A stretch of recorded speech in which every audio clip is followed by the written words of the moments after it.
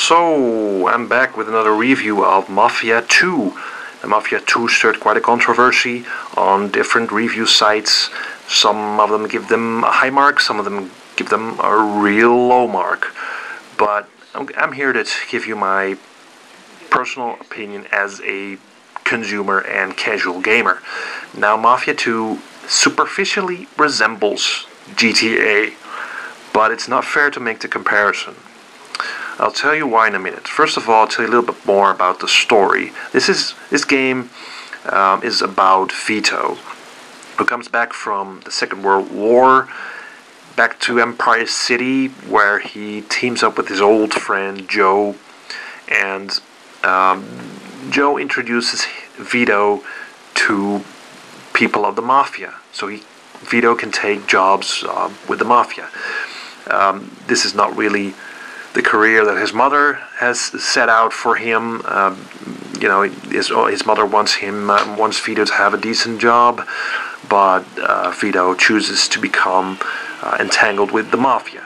Now, it's not really that much explained why Vito chooses to to follow the Mafia career. It seems like he's only in it for the money, or the fact that he's just too lazy to do an ordinary job, it seems. So Vito, I couldn't really sympathize with him. He's kind of a bland character.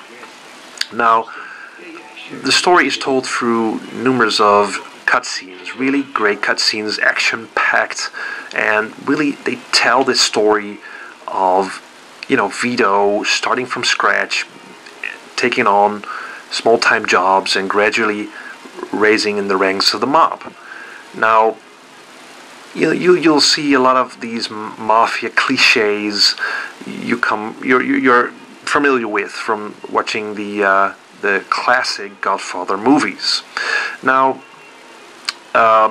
why this game resembles GTA is the fact that this is a 3D action game with fighting, shooting, and driving sections, but the comparison really stops with the main story, because the GTA series usually give you a lot of stuff besides the main storyline, side quests, side jobs, all kinds of stuff. The city opens up for you. You can do anything you want, but that's not really the point of Mafia 2. The point of Mafia 2 is really the story, and the game follows the story in a linear fashion. It's really a streamlined experience, and I think that's great, because all this side stuff you get with GTA is just not interesting for me, because at some point it starts boring me out, so I'm in it for the story, and it's a great story. Now, the actual gameplay, as I said, missions start out quite slow, small-time jobs, picking up stuff, collecting stuff, but at some point you'll do a break-in in a jewelry store. You set out to kill a certain gangster and all that, and then the game really opens up this with a lot of gunplay, and the gunplay especially is really satisfying. You can take cover, and the cover system actually works. You can take cover, you can shoot all these dudes all these goons coming up to you, and the shooting, really, some of the weapons really pack a punch.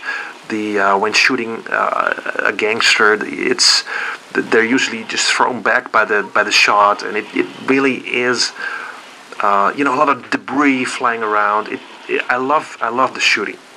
The actual driving of the cars, a lot of different cars, works really well. There's no oversteering. I like the fact that it's really realistic in a way that if you are driving really fast and you hit another car, you could die in the crash. There's some brawling as well. You can hit the goons, fighting them with your fists and all, and that works really well. You can try to evade certain hits, and you can then hit them back. So that's really great. For those who like achievements, the game is full of them. So you should really pick up the game if you're into that. Now there's a lot of great music of the era, jazz, blues, a lot of different radio stations to listen to. There are some news sections in there, so you really feel that the developers really went a long way to try and create this atmosphere of the 40s and 50s. It's great. Another thing I must say, that the game features some of the greatest voice acting I've ever heard. Really, the voice actors really went a long way to make sure that these characters in the game really come alive. Really great. Are there any downsides to this game? Well, there's some. First of all, the character models themselves, because the Empire City is beautifully rendered, with snow and all that, and it really looks like New York in the 50s. But the character models sometimes really lack that polish, but I think it's really hard still for developers to create realistic looking faces.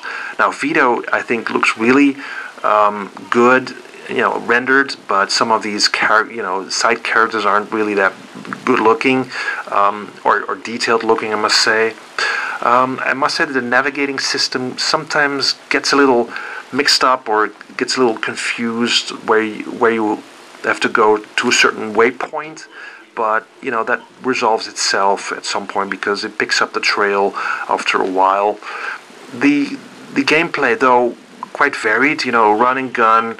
There's some stealth sections as well that work really well. The driving, the brawling, the guns. There's a lot of stuff you can do, but sometimes it feels like that the real good stuff is only shown in the cutscenes, and you just basically the actual gameplay sometimes is limited to getting to a certain point where the cutscene kicks in. So that might put some players down, but because it's just you don't have that much control over the whole story as it's told, and but to me, I don't really care too much about that. I'm in it for the story as much as the actual gameplay as well. Now, another little complaint is that the fact that the save points in game are a little unevenly placed, but again, this is a minor complaint because as a casual gamer, I had no real trouble getting through the game. So all in all, this game is quite good, and I'm going to give this game an 8 out of 10. So thank you for watching, and leave comments, let me know what you think about Mafia 2. Bye.